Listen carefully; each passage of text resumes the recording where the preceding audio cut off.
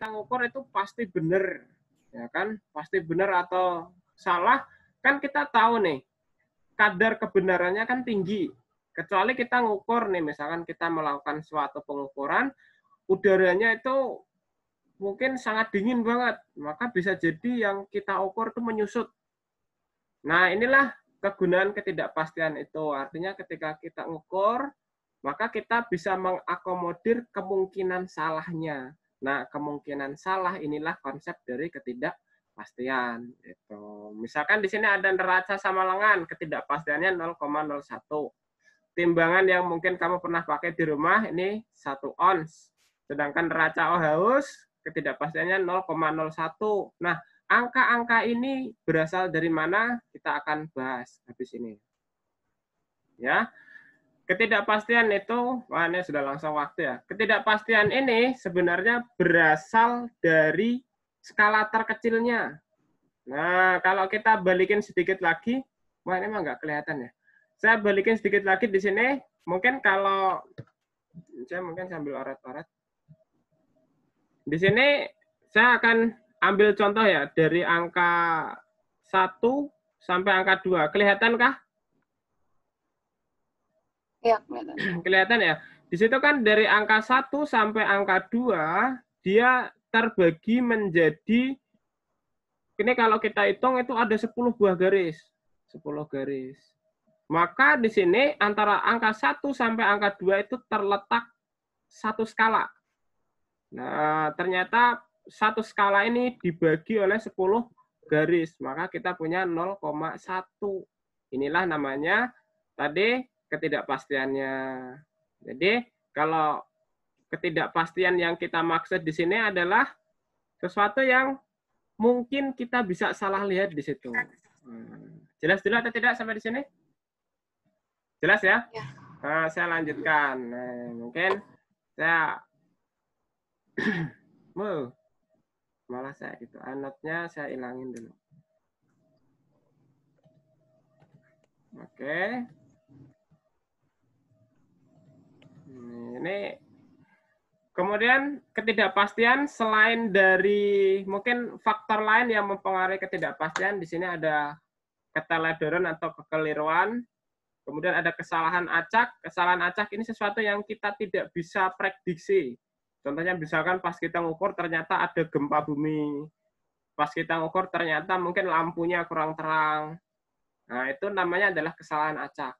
Kemudian ada kesalahan sistematis, adalah kesalahan yang disebabkan oleh kumpulan acak bacaan hasil ukur. Nah, ini contohnya adalah ternyata kita menggunakan penggaris, penggaris kita lama-lama itu mungkin angkanya nggak kelihatan. Nah, ini contohnya adalah kesalahan sistematis yang berasal dari pembacaan alat ukur. Kesalahan sistematis terbagi menjadi 4. Kalibrasi ini ternyata kita ngitungnya nggak dari 0. Ini termasuk kalibrasi sama kesalahan titik 0 ya. Kemudian ada kesalahan komponen. Misalkan pas kita ngukur itu melenceng dikit. Nah, ini bisa terjadi. Ini kesalahan komponen. Kemudian kesalahan paralaks. Ini adalah sudut pandang. Kalau kita mandangnya salah, maka otomatis dia salah juga ketika ngukur gitu. Mungkin kita agak miring ke kanan, miring ke kiri, ini termasuk paralaks. Kita lanjutkan lagi. Oke, ini nggak terlalu jadi masalah. Kemudian ini adalah konsep dalam pelaporan hasil ukur. Misalkan saya ngukur suatu apa ya, saya langsung rata-rata aja. Nah, misalkan saya ngukur, misalkan apa ya, misalkan saya punya pensil ternyata panjangnya adalah 1,2 mah kepanjangan ya. 12,5 cm. Maka di sini karena kita menggunakan penggaris, ya kan? Maka aturan pelaporan nilai yang saya ukur kan kemungkinan bisa salah ya, ada plus minus. Nah, plus minus inilah yang namanya ketidakpastian ini. Ya kan? Ketelitian tadi kita sudah bahas. Nah, ketidakpastian itu adalah setengah dari skala terkecilnya. Berarti di sini kalau kita menggunakan penggaris, nah ini mungkin pertanyaannya. Kalau saya menggunakan penggaris nih, sasi ya, penggaris itu ketelitiannya berapa menurut kamu? Persentase. Bisa sampai berapa gitu? Nah, mungkin saya bantu gini. Kalau ini angka 1, ini angka 2, ini ada berapa garis? Berapa? 10 kan? Berarti ketelitiannya adalah 0,1. Ya kan? 0,1 cm. Maka kalau ketelitiannya adalah 0,1 cm, maka kita bisa ambil ketidakpastiannya adalah setengah dari itu. Nah, ketidakpastian ternyata cukup dihitung dari setengah dari angka tadi. Nah, berarti 0,1, 0,05. Maka dituliskan hasil pengukuran kita meskipun kita tadi dapatnya adalah 12,5 cm, maka harus ada embel-embel di belakangnya. Nah, embel-embelnya ini adalah 0,05 cm.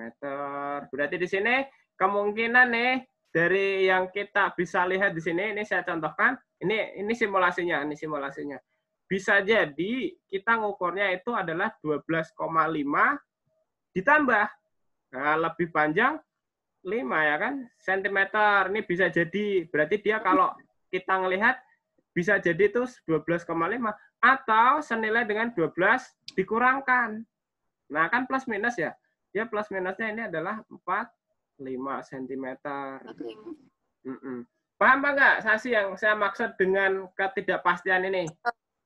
Jadi kita ngukur, bisa jadi kita salah. Nah, salah itu boleh, asalkan rentangnya adalah plus minus dari skala terkecilnya, setengah dari skala terkecil tadi. Jelas dulu? Oke, kalau jelas kita lanjutkan. Ini masih kita. Kemudian ini rumus yang lumayan ribet, ini adalah pengukuran berulang. Ya, ini mungkin agak ribet ya, tapi kamu nggak usah nyatet, Sasi nanti saya kasih catatannya, catatan contoh ngerjain yang kayak gini. Pengukuran berulang ini maksudnya apa sih, Kak? Kalau tadi kan kita menggunakan yang 12,5 itu kan saya ngukur sekali ya. Bagaimana kalau saya ngukurnya berkali-kali? Misalkan saya ngukur panjang penggaris tuh 3 kali, maka ini termasuk pengukuran yang berulang.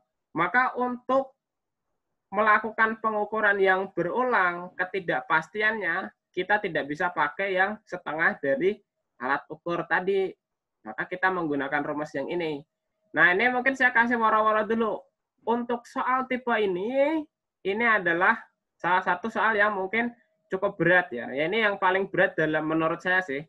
Menurut saya ini yang paling berat dari materi pembelajaran kita untuk bab pengukuran dan besaran. Ini berkaitan dengan ini ya, jelas. Nah, saya akan contohkan aja biar enak. Ini ya, saya ini stop share dulu. Misalkan saya contohkan di sini. Ini saya punya, kelihatankah kamu? Iya, kelihatan. Nah, ini adalah sebuah pengukuran yang berulang di mana saya mengukur panjang sampai 6 kali. Nah, ini 6 kali saya mengukur panjang. Ini pengukuran pertama, kedua, ketiga, keempat, kelima, keenam. Kak, kok bisa beda? Nah, inilah manfaat dari pengukuran yang berulang tadi. Saya balikin lagi ke tadi dulu. Ya, saya print screen. Saya ambil rumus yang tadi saya bahas dulu. Saya ambil. Saya balik lagi ke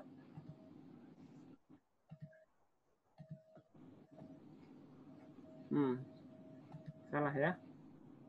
Saya balik lagi ke yang ini. Oke, di sini kelihatan ya, masih ya. Saya pastekan dulu. Iya. Tadi saya punya rumus yang kayak gini nih. Nah, nih rumusnya kejauhan masternya. Saya paste di bawah. Oh, baru aja, baru. Nih, mungkin saya jelaskan dulu. Ini adalah kesalahan berulang. Kak, SX itu apa? Ini adalah ketidakpastian. Ketidakpastian. Jadi yang kita target kalau kita ketemu pengukuran berulang, ya ketidakpastian itu yang dicari. N itu apa? Ini adalah berapa kali kita ukurnya. Ini adalah berapa kali mengukurnya. Kamu nggak usah nyatet, nanti saya kasihin ininya. Kemudian ada X1 kuadrat apa? Ya, X1 XI kuadrat ini adalah data ukur yang dikuadratkan. Ya. Kemudian yang ini adalah jumlah data ukur dikuadratkan. Mungkin sisanya udah jelas semua di situ. Oke, kita langsung ke contoh soal tadi. Ini saya ngukur sampai 6 kali. Berarti ini yang sudah pasti adalah N-nya adalah 6. Karena saya melakukan 6 kali pengukuran. Oke, karena kita sudah tahu kita ngukur 6 kali, maka kita lanjutkan. Ya, tadi kan rumusnya kita punya S sama dengan 1/N akar dari N kali sigma X kuadrat, ya kan, dikurangi dengan sigma X kuadrat dibagi dengan N minus 1. Nah, ini yang ketahuan kan data N-nya tadi udah 6. Kemudian kita lanjutkan. Kak, ini yang pertama harus kita cari apa sih? Nah, biasanya kalau orang ketemu pengukuran berulang, dia bikin 3 tabelnya. Atau tabel yang ada di atas ini tadi, saya tambahin kisinya 1 lagi. Nah, ini kisi keduanya, atau tambahin aja 1 kali lagi. Di sini, inilah yang kita pakai sebagai sigma X kuadrat. Ya, jadi sigma X kuadrat ini adalah nilai dari angka yang kita ukur dikuadratkan. Itu akan jadi sigma X kuadrat. Jelas dulu? Ya. Oke, kita lanjutkan. Kemudian data yang kedua adalah sigma X. Ininya harusnya saya giniin ya. Dijumlahkan dulu baru dikuadratkan. Nah, ini dijumlahkan dulu baru dikuadratkan adalah yang di bawah ini. Berarti ini dijumlah semua, ini tambah, ditambah, ditambah, ditambah, tambah. Kemudian baru dikuadratkan, maka dia menghasilkan data yang di bawah ini. Ya, jadi data yang di bawah ini merupakan data dari sigma X yang dikuadratkan. Gitu. Berarti kita udah dapat nih datanya nih. Jadi triknya kalau ketemu pengukuran berulang, pastikan bikin tabel. Saya lanjutkan. Mungkin, wah nggak jelas ya. Saya print screen, saya gedein lagi. Nih, mungkin saya taruh di bawahnya. Biar tambah. Oh, nggak enak ya. Saya kasih bawahnya. Kemudian saya gedein. Oke, kelihatan kah? Iya. Kelihatan ya? Di sini saya gedekan lagi untuk bentuknya.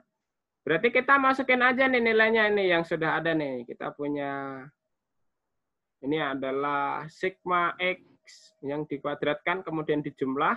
Kemudian ini adalah sigma X yang dijumlahkan dulu baru dikuadratkan. Jadi beda ya bacanya ya.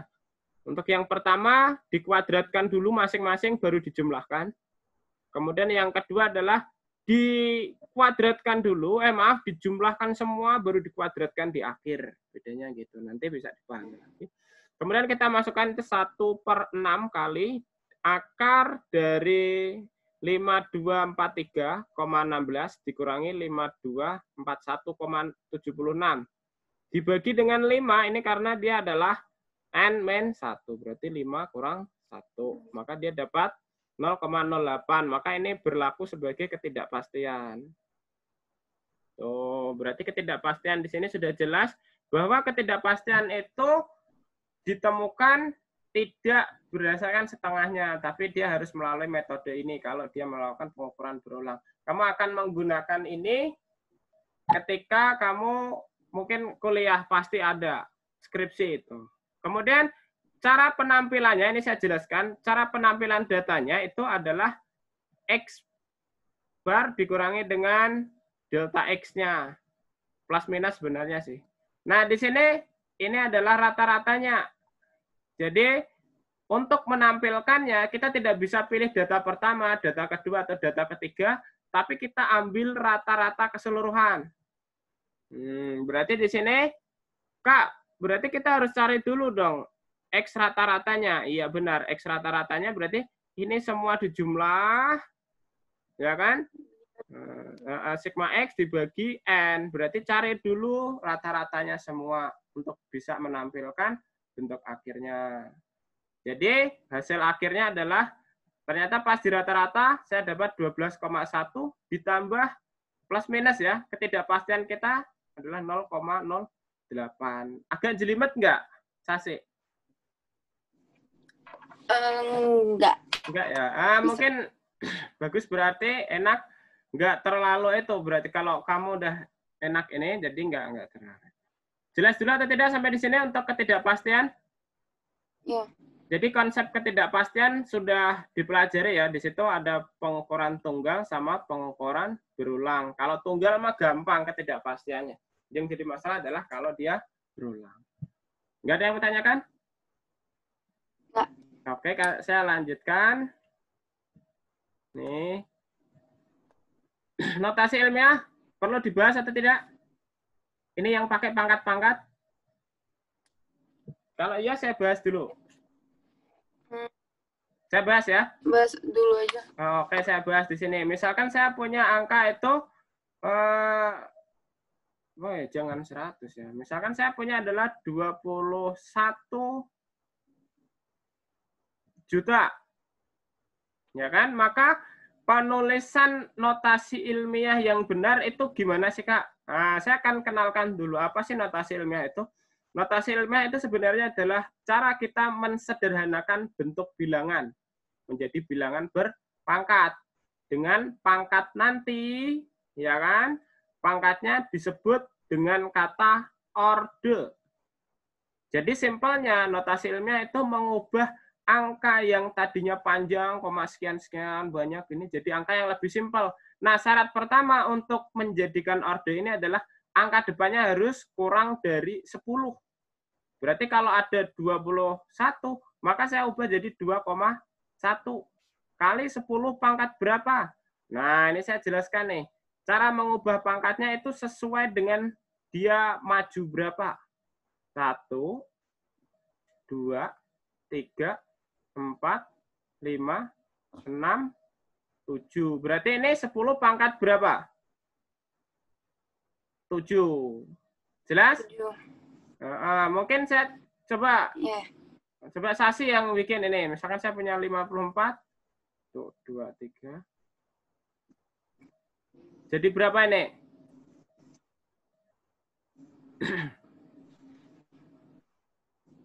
5,4. Oke. 10. Pangkat? 10 pangkat 10. 10 pangkat 10. Oke, kita hitung. 1, 2, 3, 4, 5, 6, 7, 8, 9, 10 pintar. 10 pangkat 10. Jelas ya? Ini adalah pangkat yang positif. Ada Kak yang pangkat yang lain itu pangkat yang negatif. Nah, pangkat negatif itu bagaimana kalau saya bentuknya koma 0,0000021 misalkan saya contohkan. Berarti ini adalah pangkat negatif. Tetap sama aturannya, angka depannya itu harus dia jadi angka yang kurang dari 10. Berarti saya jadiin 2,1. Kali 10 pangkat, lihat mundur berapa? Tuh, 2, 3, 4, 5. Maka saya tulis sebagai minus 5. Paham? Berarti tadi kalau dia maju, itu plus. Berarti kalau mundur, minus. Dapat dipahami dulu, Sa? Ya. Konsepnya notasi ilmiah itu penggunaan pangkat gitu. Coba Kak, ini saya sih ya, coba misalnya saya punya 0,000000025. Coba berapa ini? Aduh, 1, 2, Pertamanya 3, dulu. Nah, angkanya depan dulu berapa? 2,5 Oke, mundur berapa? dikali 1, 2, 3, 4, 5, 6, 7, 8, 9, 10. Kecil. 10 ya? 10. Berarti minus 10. Jelas dulu asal-usul notasi ilmiah? Jelas. Oke, nggak jadi masalah ya. Nah, ini berarti saya clear. Oke, kita lanjutkan ke yang berikutnya. Ini angka penting. Udah belajar kah angka penting? Bentar. Baru masuk ya angka penting ya? Iya baru. Udah Oke. happy kemarin, tapi baru gitu. Udah paham atau belum? Belum ya? Atau udah? Kalau Lumayan udah, ya dikit. lumayan ya. Cuma mungkin diulang aja kali ya. Angka penting itu apa sih, Ulang Kak? aja. Angka penting itu lebih seperti kalau kita punya dua angka. Yang pertama itu angka yang kita peroleh dari hasil mengukur. Terus yang satu adalah angka yang kita peroleh dari hasil kali kalkulator. Maka angka penting itu adalah angka yang kita peroleh dari kita mengukur. Saya mengukur meja, itu namanya kita dapatnya angka penting. Ya, saya mengukur misalkan tinggi badan, massa saya, maka itu semua adalah angka penting. Tapi kalau saya dapat angka itu dari hasil kali perkalian, mungkin misalkan berapa kasih 5 kali 10? Jawabannya 50. Maka 50 ini bukan termasuk angka penting. Karena dia tidak ada nilai historisnya. Historisnya tidak, sumbernya gitu, tidak ada. Kita lanjutkan. Kegunaan angka penting adalah menunjukkan tingkat ketelitian hasil pengukuran. Nah, nanti ada aturannya di situ. Saya lanjutkan lagi aja. Di sini angka penting kebagi menjadi dua, angka pasti dan angka taksiran. Angka pasti adalah angka yang terbaca pada alat ukur. Angka taksiran adalah angka yang masih diragukan dia masih diragukan. Misalkan saya contohkan di sini 1,435. Mana sih yang angka pasti? Nah, di sini angka pasti adalah 1, 4, dan 3. Koma terakhir itu adalah angka taksirannya. Dia kemungkinan bisa salah. Misalkan jadi 1,434,7 bisa. Itu artinya angka yang paling belakang berfungsi sebagai angka taksiran. Jadi angka pasti dan angka taksiran. Kita lanjutkan. Nah, ini tentang konsepsi angka penting nih. Ini harus tahu dulu.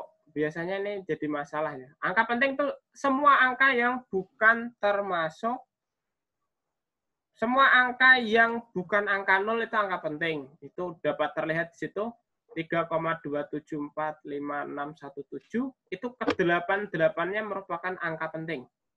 Jadi trik untuk memahami ini adalah perhatikan angka 0-nya. Kemudian yang kedua, angka 0 yang terletak di dua angka bukan 0 termasuk angka penting. Di sini 1,000000000 jadi 10 angka penting semuanya karena 0-nya terletak di antara angka bukan penting. Di antara angka penting. Berarti ini 1 sama 2 ini sebagai pembatasnya. Jelas? Jelas. Oke, saya lanjutkan lagi. Semua angka 0 yang terletak pada deretan akhir dari angka-angka ditulis dari belakang koma desimal termasuk angka penting. Berarti ini semua angka yang berada di belakang desimal termasuk angka penting. Berarti 4,200 di belakang itu kan bisa dibulatkan Kak jadi 4,2 saja. Iya, tapi dia termasuk angka penting. Dan kita lanjutkan lagi. Pokoknya itu konsepnya jadi nolnya. Kemudian angka 0 yang digunakan hanya untuk tempat desimal, bukan angka penting. Ini 0,0702. Maka hanya 702 yang angka penting. 0 yang di depannya bukan termasuk angka penting. Berarti kalau saya punya mungkin, saya malah ngeklik itu lah. Misalkan saya punya, enak dicontohin ya, misalnya 0,0000000000000021, maka ini cuma punya 2 angka penting. Jelas? Jadi konseptualnya itu adalah lihat nolnya. Kalau udah ngelihat nolnya di situ pasti paham. Oke, berikutnya ini ada spesial kalau dia ada penandanya. Strip di bawah ini artinya dia adalah penanda dia sebagai angka penting. Berarti angka yang termasuk angka penting adalah angka yang terletak sebelum strip. Jadi kalau saya punya 0,0002113, saya stripkan dia di sini, maka ini termasuk angka penting semua nih. 4, 5, 6. Jadi ini jadi 6 angka penting karena dia terhapus karena adanya strip yang ada. Jadi penanda strip itu meskipun dia jarang digunakan, tapi kalau dia dimasukkan ke dalam mungkin soal, maka semua angka yang di depannya entah 0, entah bukan, dia termasuk angka penting. Oke, ada yang mau ditanyakan dulu tentang konsepsi angka penting? Gampang ya? Sebenarnya materi ini agak sebenarnya ngebosenin juga sih. Ya. Tapi nggak apa-apa, tapi tetap wajib itu. Bukannya besok libur ya? 17 Agustus ya? Iya. Emang. Tapi ya ada gitu deh. Tetap tugas ada? Ada. Ya udah, kita masuk yang berikutnya adalah pembulatan angka penting. Nah, angka penting ini ada cara membulatkannya. Menurut saya kamu sudah tahu. Tinggal ngikut aja yang ini. Kemudian operasi angka penting. Ini jadi masalah nih biasanya nih, penjumlahannya. Kadang ada soal itu jelimet, ternyata cuma berkutat pada masalah penjumlahannya. Di sini perhatikan penjumlahannya. Di sini ada 5 angka penting. Kayaknya saya harus pakai ginian ya. Balikin lagi dulu. Oke, nih. Berapa angka penting sih? 5. 5 angka penting. 5 angka penting. Ini? 3? 3 angka penting. Nah, berarti di sini hanya boleh mengandung 1 angka taksiran. 1 angka taksirannya itu adalah koma terakhirnya. Paham? Tapi koma terakhir diambil dari yang angkanya paling sedikit. Ini perhatikan. Di sini menggunakan 5 angka, di sini menggunakan 1, 2, 3, 4. 4 angka aja kan? Maka hanya boleh ditulis sebagai ya 4 angka. Bukan angka penting, saya tulis 4 angka aja. Jadi, ini kan harusnya 1,3575 ya. Ya kan? Maka dia diambil di sini saja. Ini yang boleh diambil. Ya kan? Berarti angka di belakangnya gimana? Angka di belakangnya dia dibulatkan. Diresapkan ke depan, antara dibulatkan naik atau dibulatkan turun. Konsepnya adalah kalau dia penjumlahan, perhatikan desimal paling sedikit. Maka dia harus ditulis dengan desimal paling sedikit itu. Jelas? Jelas ya, sih? Iya jadi 4. Oke. Agak kepotong ya? Mungkin di sini yang bagian yang kedua, saya juga sama nih. Ini ada 5 angka penting lagi. Nah, di sini dengan catatan dia ada 4 buah desimalnya. Di sini ada 3 buah desimalnya. Ya kan? Hasilnya kan pasti menggunakan desimal yang 4.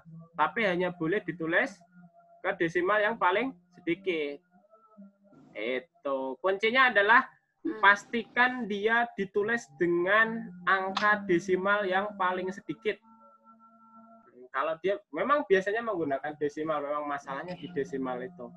Nah, itu aturannya. Berarti kalau saya punya 1,23 sama 1,1 dijumlahkan, maka kan pasti hasilnya adalah 2,3. 2,33 ya. Saya hanya boleh menuliskan 2,3. Jelas? Ini yang benar. 2,3. Iya. Ini yang benarnya. Jadi nggak boleh, meskipun Kak kan lebih teliti yang di atas, tapi secara penulisan dia salah. Jelas? Oke, saya clear, saya lanjutkan. Ini adalah perkalian. Nah, kalau perkalian lebih gampang. Perkalian atau pembagian dia sebenarnya jauh lebih gampang daripada kalau kita sama juga gampangnya. Pokoknya ingat angka penting paling kecil. Ya. Paling dikit. Kalau tadi kan konsepnya untuk yang penjumlahan dari desimalnya. Tapi kalau perkalian lihat angka penting paling dikit. Saya contohkan. 3 angka penting, 2 angka penting, dituliskan hanya boleh mengandung 2 angka penting. Jelas? Tuh, ini saya salah ya. Kan ini pembagian yang di bawah. Ini contohnya. Cuma boleh mengandung 2 angka penting. Gitu. Jadi konsepnya kalau perkalian ikutin aja yang paling sedikit angka penting. Misalkan saya contoh lagi, misalkan 1,23. Ini 3 angka penting. Dikali dengan 2. Maka hasilnya adalah, ini saya contohkan, misalkan hasilnya adalah 2,34. Maka saya hanya boleh menuliskan berapa menurut kamu sih? Ini berapa angka penting? 2. 1, 2, 3. Sedangkan yang di bawah berapa angka penting? 1 angka. 1. Maka saya hanya boleh menuliskan format untuk 1 angka penting. Berarti saya hanya boleh menuliskan angka 2 saja. Jelas dulu? Jelas ya? Ya. Oke. Ya. Nggak susah ya, apa yang angka penting ya? Oke. Saya lanjutkan. Nah, ini udah. Ini tadi masih. Nah, udah tahu. Kita masuk ke besaran dan satuan. Bab keduanya nih. Menurut saya ini sudah tahu. Cuma kita akan bahas tentang konsep dimensi nih. Ini nanti saya kasihkan tersendiri. Ya, udah belajar dimensi kah kamu? Kasih. Belum pernah ya? Udah, tapi aku nggak terlalu ngerti itu. Nggak Udah terlalu pernah, ngerti. tapi aku nggak terlalu ngerti soalnya gurunya nggak ngejelasin banget gitu. Nggak ngejelasin banget. Oke, saya akan menjelaskan banget. Bisa saya ya.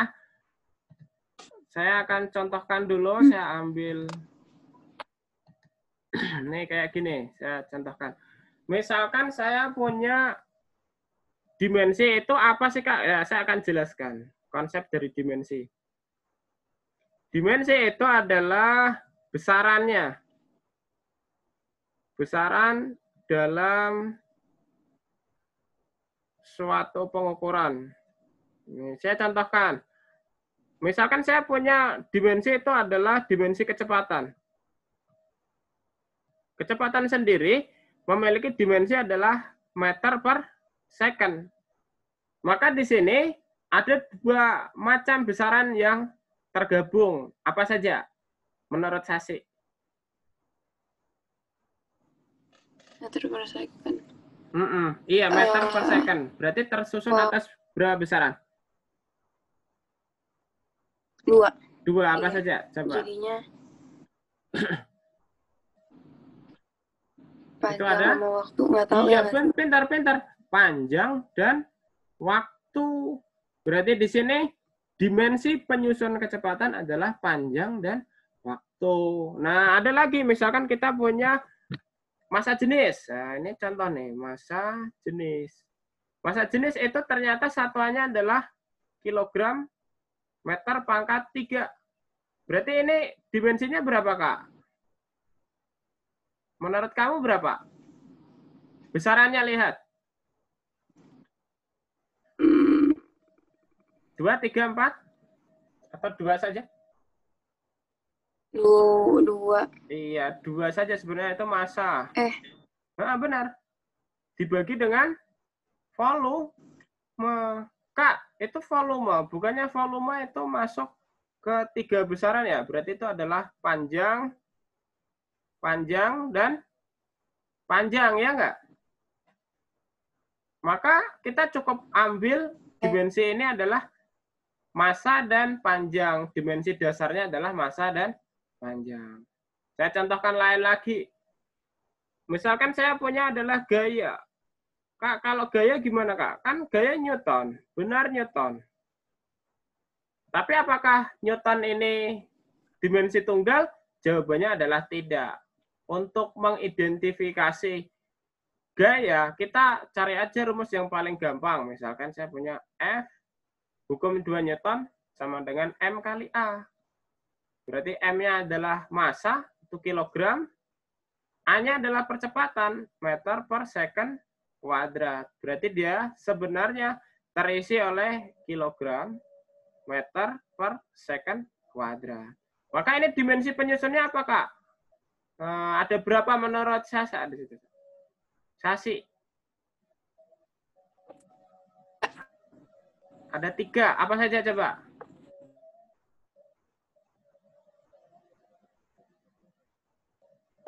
Panjang. Massa. Second waktu. Panjang dan waktu. Bisa ya cara melihatnya ya? Bisa ya? Iya. Tapi hafal gitu. Saya akan sedikit ituin. Pertama, kalau kamu tidak bisa menghafal semuanya, hafal dulu yang paling sering dipakai. Yang paling sering dipakai adalah, pertama itu adalah panjang. Panjang itu memiliki satuan meter. Kemudian ada massa. Massa itu memiliki satuan kilogram, gram, kintal, ton. Itu semua adalah satuan dari massa. Jadi kalau nggak bisa menghafal semuanya, hafal 3 dulu yang utama. Syukur-syukur bisa menghafal semua. Waktu itu second, ya kan? Tapi dimensinya sesuai dengan yang ditentukan oleh para ilmuwan. Untuk panjang itu ditulis dengan length, panjang. Massa itu kilogram, mass. Waktu, time. Berarti L, M, dan T. Kita coba contohkan. Kak, berarti dimensi dari kecepatan itu apa sih, Kak? Nah, kita cek di sini. Dimensi kecepatan kan meter per second. Berarti kan meter dibagi dengan second. Berarti sama juga dengan meter itu length. Oke. Saya ambil dulu. Nggak enak. Sama waktu itu adalah time. Maka kita bisa tulis L T pangkat minus 1. Oke, saya tulis di bawahnya. Berarti di sini bisa ditulis dengan L kali T pangkat minus 1. Karena dia sebenarnya L per T. Kalau per itu pangkatnya minus. Kak, berarti kalau yang massa jenis gimana?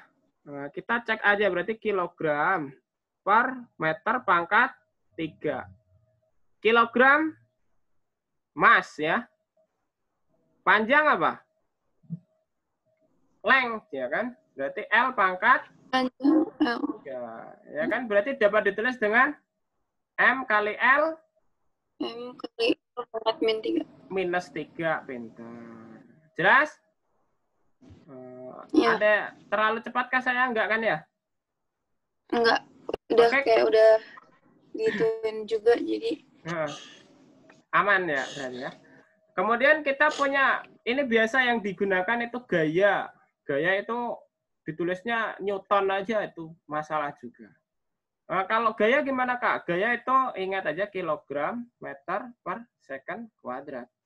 Berarti ini kalau didimensikan jadi gimana itu?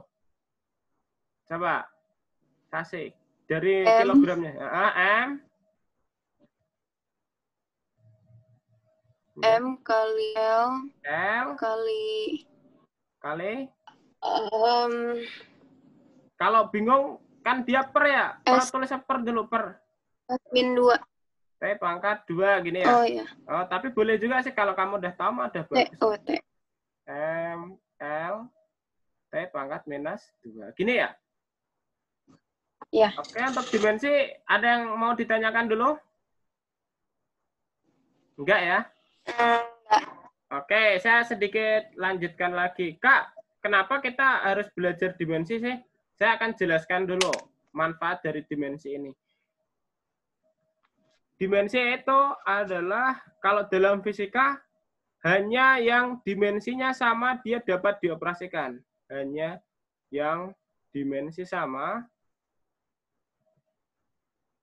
dia yang dapat dijumlah atau dikurangkan. Jadi kita menjumlah sama mengurangkan itu hanya besaran yang memiliki dimensi sama. Saya contohkan. Ini contohnya saya ambil luar. Saya punya 4 apel. Dikurangi 2 jeruk. Berapa hasilnya sih?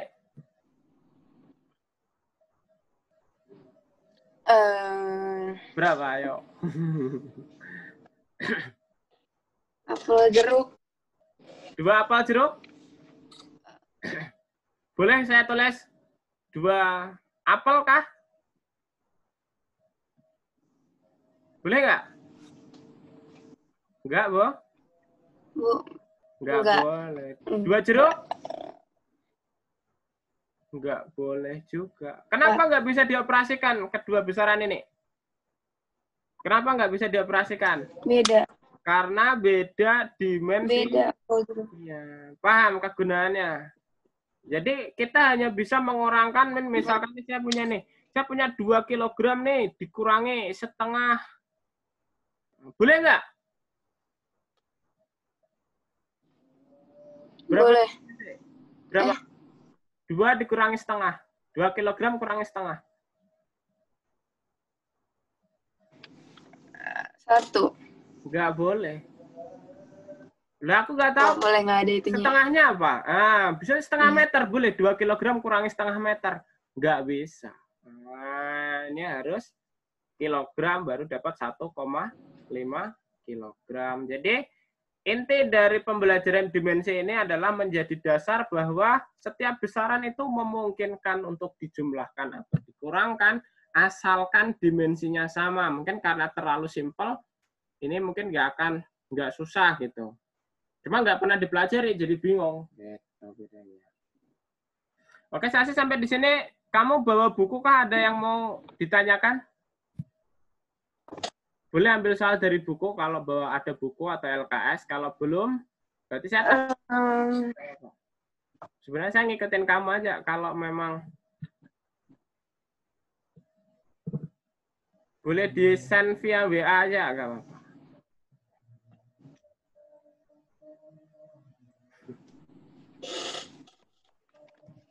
Kayak lebih ke materi gitu. Kenapa? Lebih ke materi. Iya benar.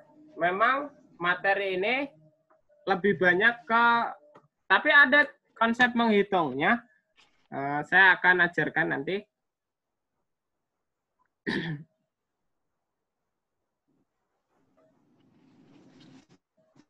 Ya udah, berarti saya aja ya yang ngambil itu ya soalnya.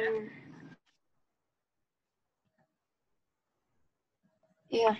Ya udah, saya share screen.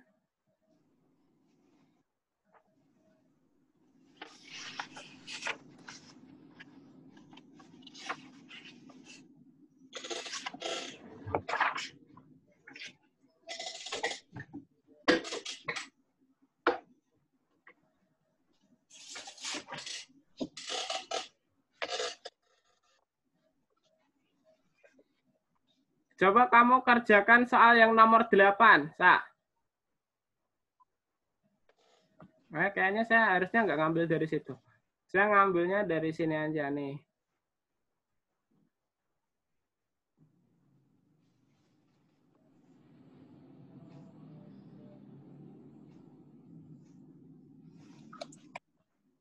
Coba, Sa, kelihatan kah? Kelihatan. Oke, silakan dikerjakan soal ini. Nanti kamu sedapatnya, kita akan bahas juga. Nah, untuk konfirmasinya balik nanti ya. Siap? Oke, silakan dicoba bentar. Saya ngambil charger laptop saya, baterainya habis. Saya ambil sebentar ya. Oke.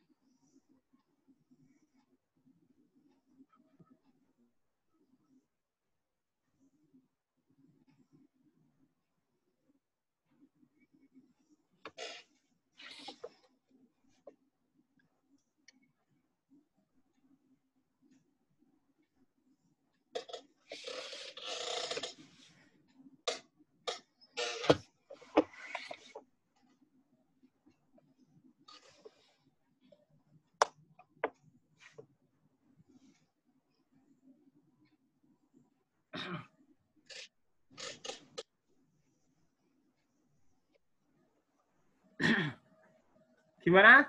Ada masalah kah? Pokoknya 2 benar. 2 benar. Oke. Yang satu gimana?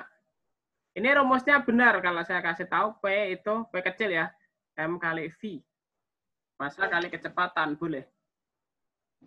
Kamu runut aja ke apa namanya ke bentuk pecahan bukan besarannya. Massa sama V-nya adalah kecepatan gitu. Kecepatan kan meter per second gitu ya. Berarti benar itu juga. Benar juga. Oke, konsep daya gimana nih? Daya nggak tahu rumusnya, emang kayaknya salah deh. Itu benar rumusnya. P besar adalah F kali S bagi T. Ya udah saya bantuin. Ini ada kilogram meter per second kuadrat dikali S itu kan jarak ya. S-nya ini adalah jarak. Dia itu dalam meter juga. Dibagi dengan waktunya itu S. Coba kamu bentukkan dimensi. Benar apa nggak bentuk itu?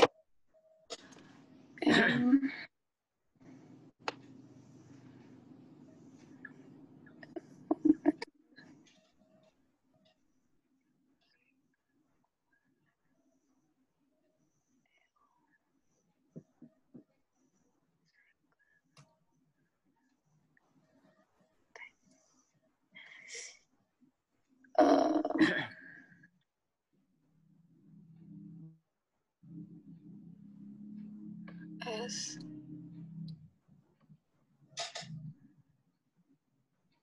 Itu T-nya -3. Bener nggak ya? T-nya -3. Menurut kamu benar apa nggak? Coba dioperasikan aja. Dari saya kilogram. Meter sama meter ketemu kan dikali ya. Di meter kuadrat. Iya.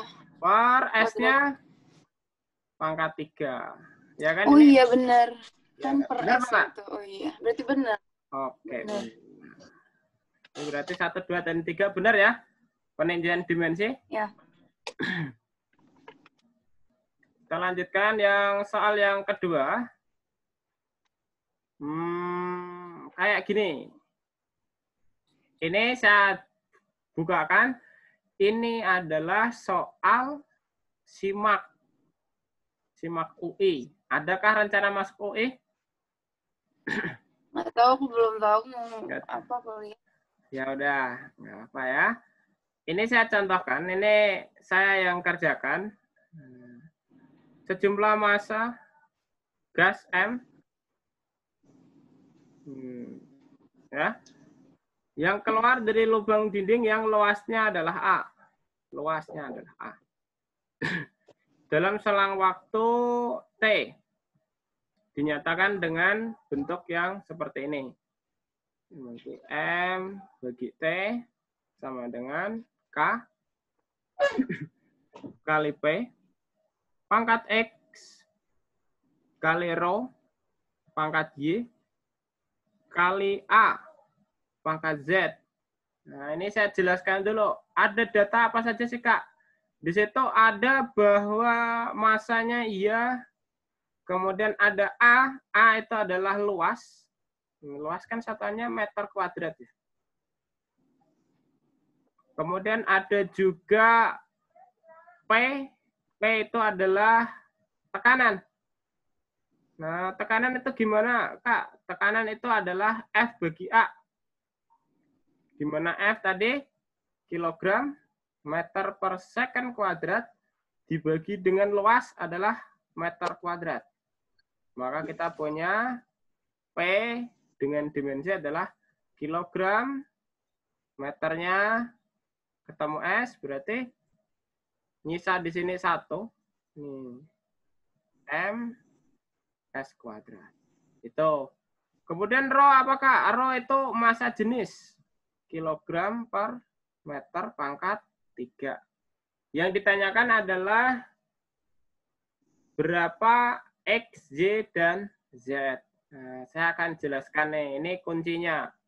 Ini memang sengaja saya kasih soal yang susah, supaya nanti kalau ketemu soal yang lebih gampang, nggak terlalu susah. Konsepnya adalah, berarti kan M sama T ini, karena dia bilang sama, berarti besarannya wajib sama dengan yang C, K, P, Rho, A, sama Z. Ini harus dia sama. Sama secara apa? Sama secara dimensi. Berarti kan gini, kilogram akan sama dengan kilogram. 2 kilogram akan sama dengan 2 kilogram karena mereka satu dimensi. Maka M per T sendiri, M kan kilogram. Per T-nya adalah waktu, itu second. Itu sama dengan K, kita masukkan PX. P pangkat X-nya dulu. P pangkat X itu P kan KG. Ya kan, per M S kuadrat yang berpangkat X. Dikali dengan rho. Rho itu kan kilogram per meter pangkat 3 yang berpangkat Y. Kemudian terakhir kita punya A. A itu kan meter kuadrat yang berpangkat Z. Paham dulu atau tidak sampai di sini? Paham. Paham ya? Kita lanjutkan. Kak, gimana kita ngerjain soal yang kayak gini? Kita lihat hasil akhirnya aja. Dengan semua kilogram yang ada di kedua sisi di sini, dia wajib menghasilkan 1 buah kilogram aja. Berarti saya tulis aja nih. Kilogram sama dengan kilogram pangkat X dikali dengan kilogram pangkat Y. Ya nggak? Iya. Berarti kalau kilogram saja kan kilogram pangkat 1. Berarti kita bisa coret, coret, coret. Pangkat itu, kalau dikalikan dia dijumlah. Saya contohkan misalkan nih. 2 pangkat 2 dikali 2 pangkat 3. Maka dia akan jadi 2 pangkat 5. Nah, ini dijumlahkan. Ini saya contohkan, berarti di sini adalah 1 sama dengan X plus Y. Ini persamaan pertama. Kita lihat dari kilogramnya. Kemudian yang kedua gimana, Kak? Kita lihat aja dari yang besaran kedua. Besaran kedua adalah waktu. Jadi kalau di sini ada waktu, berarti yang pakai waktu siapa? Cuma 1. Cuma si X. Berarti di sini saya tulis S pangkat 1 sama dengan S pangkat 2 X. Ya enggak? Berarti kita hilangkan S-nya. Berarti 1 sama dengan 2X. Karena pangkat, ini saya contohkan yang di sampingnya. Misalkan saya punya 2 pangkat 2 pangkat 3. Maka dia akan sama dengan 2 pangkat 6. Jadi pangkat itu dikalikan. Untuk X sama dengan 1 per 2. Inilah persamaan kedua. Berarti kita sudah langsung dapat di situ dari persamaan yang pertama tadi 1 plus X. 1 1 sama dengan X ditambah Y. Berarti itu 1 sama dengan setengah ditambah Y. Berarti Y-nya berapa? Setengah. Oke, pintar. Y-nya adalah setengah. Berarti X sama Y udah ketahuan setengah.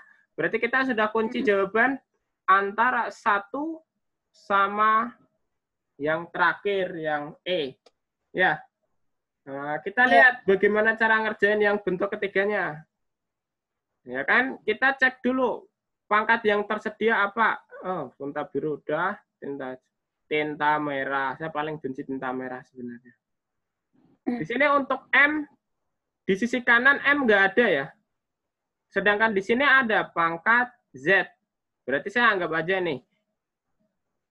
M pangkat 0 sama dengan, di sini saya punya M kuadrat pangkat Z. Nah, ini, bukan pangkat 0 ya. Dia harusnya,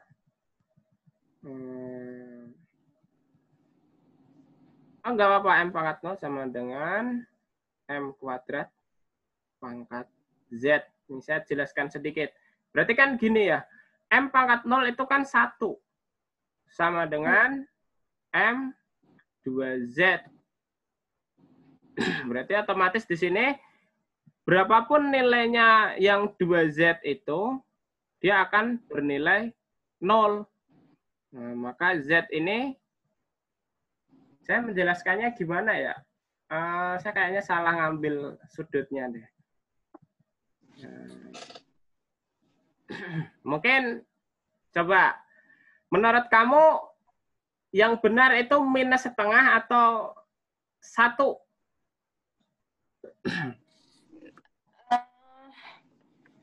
Gimana menurut kamu? Minus setengah. Oke. Sepertinya saya lupa bilang tadi. Tapi saya yang salah di situ. Nah, ini saya jelaskan. Yang bentuk M itu yang mana aja sih, Kak? Yang bentuk M itu ada di sini. Ya nggak? Bisa di. Iya, pintar. Berarti ada yang memang benar tuh M pangkat 0, tapi di sini ada 1 per M pangkat 3 pangkat Z dulu kali dengan M kuadrat yang berpangkat Z. Ya enggak? Berarti di sini saya punya M pangkat 0 sama dengan M pangkat minus 3Y sama M pangkat 2Z. Berarti ini kita ambil M-nya. Kita coret. Berarti saya punya minus 3Z ditambah 2Z itu sama dengan 0. Pindahkan aja. Berarti saya punya minus jadi 3Y sama dengan 2Z. Tadi yang udah ketahuan adalah nilai dari Y-nya. Y-nya tadi setengah. Sama dengan 2Z. Ya nggak? Ya. Maka kita punya Z adalah 3/4. Harusnya jawabannya 3/4 itu. Nggak ada minusnya ya. Berarti harusnya jawabannya adalah setengah, dan 3/4. Mungkin untuk Sasi ada yang mau ditanyakan dulu sampai di sini?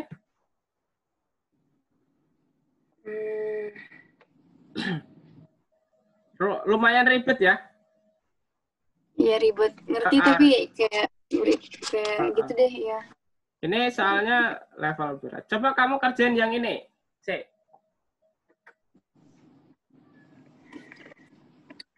Dicoba dulu. Menurut kamu gimana nyelesainnya? Ini juga masuk soal, ini mah bukan UN kalau nggak salah, ITB kalau nggak salah.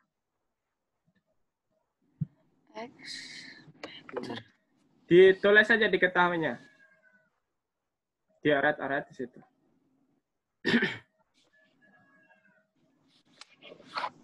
Kamu berarti belum pernah masuk kelas dong?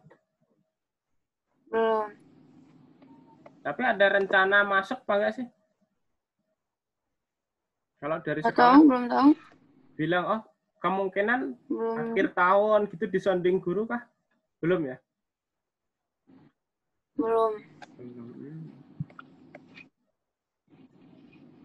Saya bantuin highlight.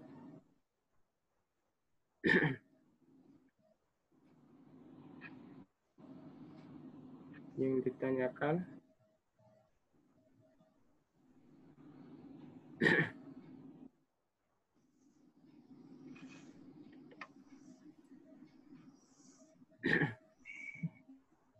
Yang ditanyakan besaran C-nya itu berapa?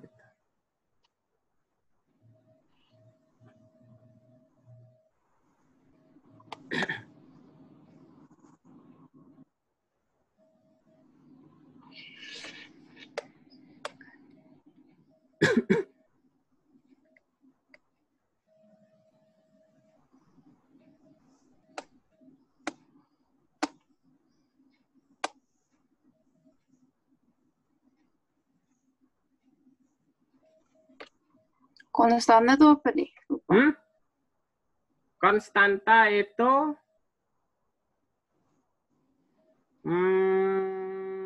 nilainya aja. Ini yang ditanyakan satuan dari C-nya berapa.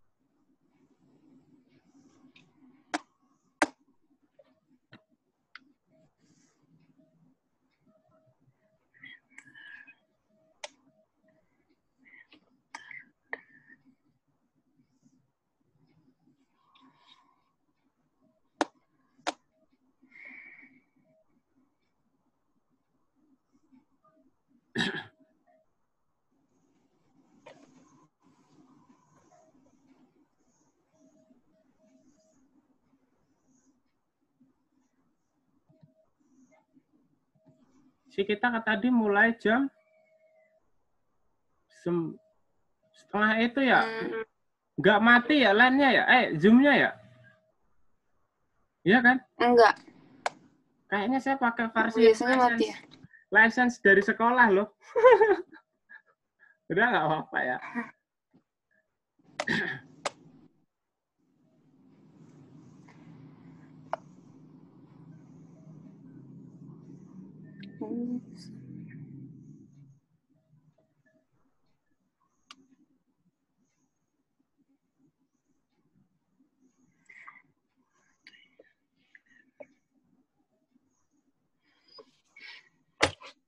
Gimana?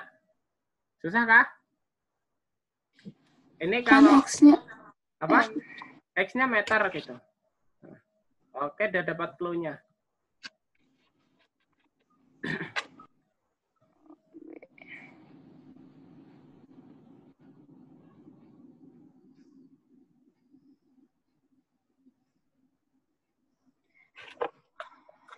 Gimana?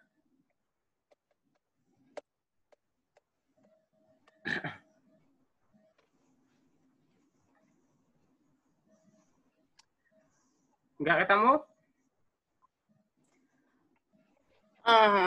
Bingung ya? Ya udah nggak apa-apa, saya akan jelaskan. Berarti ini kita langsung kunci aja sih. Nah, di sini berarti saya kunci di sini. Sama yang ada di sini ini kuncinya.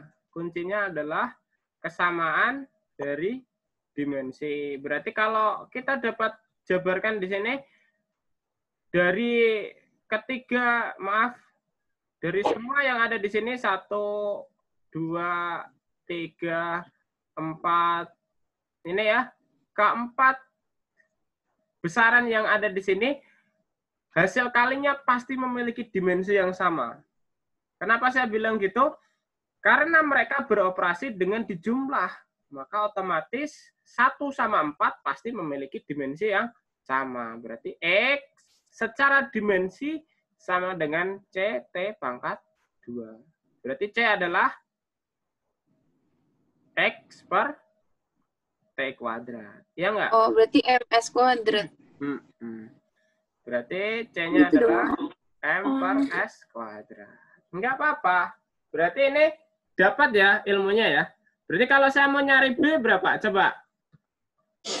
B berarti M per S. Oke, pintar. Jelas? Iya. Oke, saya ambilkan satu soal lagi. Satu atau dua soal lagi mungkin.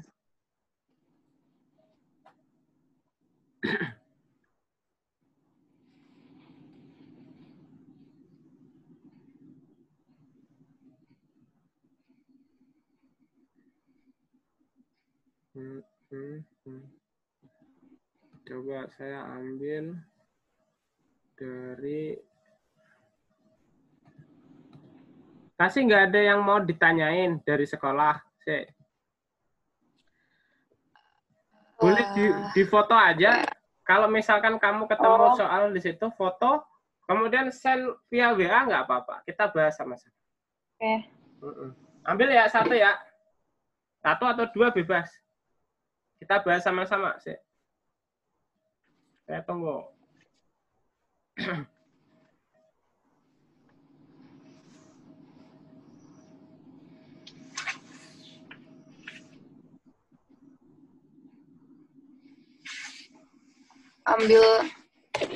Ambil soal dari sini. Di foto dari buku paket kamu boleh.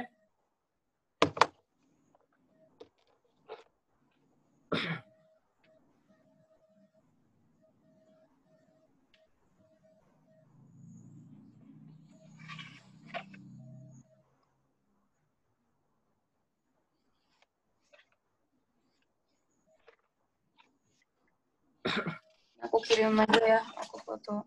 Siap.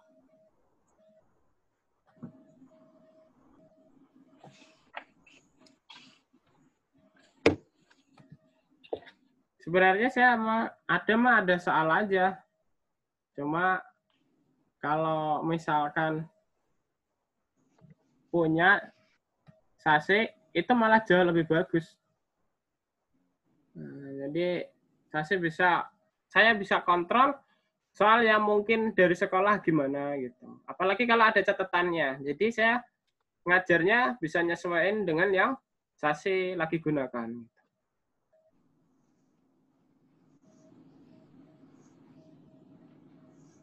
Dikirim ke WA atau dikirim ke ETC?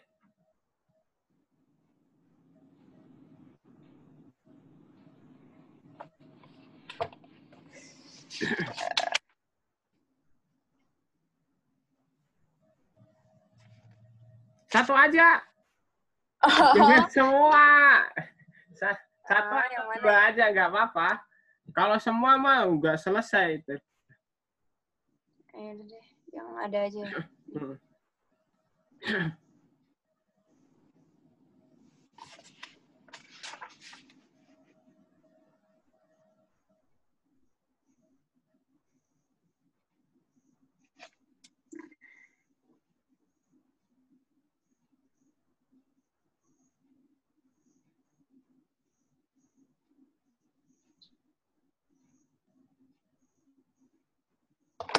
Oke, kayaknya udah sampai tuh. Oke. Ini ada. Oke, ini bagus. Saya ambil nomor 11. Nah, kita bahas juga.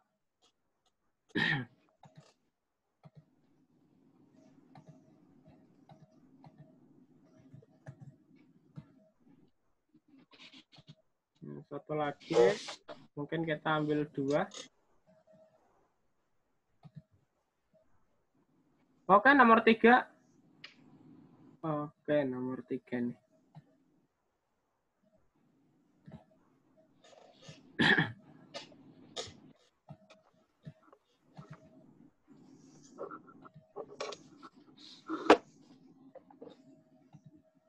Udah ya, kita mulai ya. Saya ambil dua contoh soal dari kamu. Saya ngacak aja ngambilnya. Kita mulai dari yang soal yang di atas ini. Ngelihat kah? Ya. Ini namanya alat apa? Apa ya, mikrometer? Ini adalah mikrometer. Bisa ngitungnya? Kalau bisa mah aku skip. Enggak. Enggak, ya oke. Ini ada skala adalah SO. Kalau saya ngajarin biasanya SN dikali 0,0 0,01. Biasanya saya ngajarinnya gini. Nah, di sini skala utama yang mana, Kak? Kita ambil skala utama itu dari yang paling terakhir keluar. Di sini yang paling terakhir keluar adalah strip angka 8, berarti skala utamanya adalah 8. Skala non-Nice-nya gimana, Kak? Nah, ini skala utama ya. Sedangkan skala non-Nice kita dapat ambil itu dari angka yang paling terakhir muncul yang dekat dengan barnya. Jadi bar terakhir yang ada di sini nih. Di sini berarti itu ada 30, 31, 32, 33. 33, perasaan ke 33. 33 ya. Berarti skala non-Nice-nya adalah 33. Berarti saya punya skala yang terukur adalah 8 ditambah 33 kali 0,01. Maka kita punya 0,33. Setara dengan 8,33 milimeter. Jelas? Oh ya. Kemudian ini soal dimensi. Bagus banget. Nah, ini hampir sama dengan yang kita kerjain 2 di atas tadi. Saya punya row, ya kan, dengan catatan seperti ini. Dia kita lihat dulu infonya ada apa. Itu ada massa jenis, kecepatan, kemudian ada P gede itu pasti tekanan ya. Yang ditanyakan adalah satuan dari Y-nya itu berapa. Itu berarti gini. Gimana cara ngecek kayak gini? Ya, kita cek aja. P sama dengan Y minus setengah rho kali V kuadrat. Ya kan? Yang dia tanyakan adalah satuan dari Y. Berarti Y-nya ini berapa? Nah, kita bisa punya 2 contoh. Misalkan kita ambil dari yang P. P itu akan sama dengan Z. Berarti ini ada 1, ada 2 set ya. Kemudian ini ada 3. Berarti ada 3 cara yang kita bisa gunakan untuk mengerjakan soal yang seperti ini. Misalkan saya ambil dari yang paling gampang, itu adalah kalau saya sudah tahu besaran dari tekanan. P itu kan tekanan. Tekanan ini tadi kalau saya ngajarin, Kak kok saya lupa tekanan? Coba ingat-ingat satu rumus berhubungan dengan tekanan. Contohnya P sama dengan F bagi A aja. Di mana F itu kilogram meter per second kuadrat dibagi dengan meter kuadrat. Maka kita punya P itu kilogram per meter second kuadrat. Gini ya. Jadi triknya kalau lupa bisa dirunut aja ke rumus yang paling sesuai. Kita kalau udah, maka kita bisa langsung hitung. Nih, berarti saya punya P itu sama dengan Z. Karena dia dioperasikan. Berarti P sama dengan Y sama dengan kilogram per meter second kuadrat sama dengan kilogram per meter second kuadrat. Berarti jawabannya yang A ya. Itu jelas ya. Atau pakai yang kedua, taruhlah saya tidak tahu besaran dari P. Tapi saya tahunya adalah Y minus setengah rho kali V kuadrat. Misalkan saya tahunya ini dengan catatan P-nya saya tidak tahu. Ya udah disamakan aja. Y sama dengan setengah rho kali V kuadrat. Nah, di sini ada yang bisa langsung kita hilangkan ya. Angka-angka kayak ginian ini nggak perlu ya. Kalau kita ngitung dimensi, Ya, kasih. Nggak perlu angka-angkaan. Jadi kita cukup meninjau aja. Berarti rho sendiri kan kilogram per meter pangkat 3. V kuadrat, V-nya adalah meter per second kuadrat. Berarti saya punya kilogram meter kuadrat per meter pangkat 3 second kuadrat. Yang bisa coret, tinggal M, kilogram per meter second kuadrat. Berarti sama ya hasilnya. Oke, sampai di sini ada yang mau ditanyakan sih? Ini nggak usah nyatet, nanti untuk oretan ini nanti saya kasihkan ke kamu. Oke, coba saya ambil satu contoh soal lagi kayaknya. Itu yang tadi tuh. Yang mana? Yang 8,33 tuh. Oke. Ininya apa pilihan gandanya? Adanya? Adanya kayak 8,3 plus 0,01, 8,3. Berarti 8,33. Disertakan apanya? Disertakan ketelitiannya. Ini ketelitiannya itu kan, ini ketelitiannya ya. Ketelitian itu kan 0,01 mm dibagi 2 karena kita menggunakan pengukuran tunggal kan. Jadi 0,005. Berarti di sini hitungnya 8,33 plus minus. Dipakai juga ya ternyata ya. Oh ya, dibagi 2. 5 gini ya? Iya nggak? Iya, ya. Ada. Tapi dapat dipahami ya? Iya. Oke, bagus. Kita contoh terakhir nih kayaknya nih masih bisa nih 3 menit kita. Kalau kita ngukur luas dari angka di sini nomor 10 ini soalnya nih. Saya punya angka itu 15,35 yang dikali dengan 12,5. Ini tuh nggak usah dihitung ya, kayak gini. Ini kan perkalian angka penting. Perkalian angka penting itu harus dituliskan dengan angka penting paling sedikit. Yang kamu harus cari adalah formatnya. Berarti format di sini harus dituliskan menggunakan 3 angka penting. Menurut dari kalau 4 angka penting dikali dengan 3 angka penting harus menggunakan yang paling sedikit. Yang paling sedikit adalah 3. Maka di sini yang benar adalah yang A. Paham? Jadi soal kayak gini tidak harus dihitung. Soal kayak gini tuh kalau udah menyangkut angka penting, kamu fokus ke formatnya saja. Gitu. Jelas ya? Nggak seru kan materinya ya? Ini masih belum seru karena dia masih materi awal. Nanti kalau udah di tengah, nanti mulai ada bentuk-bentuk yang aneh-aneh. Nah, siap-siap ya. Jelas? Kalau sudah berarti mungkin udah menunjukkan jam 8.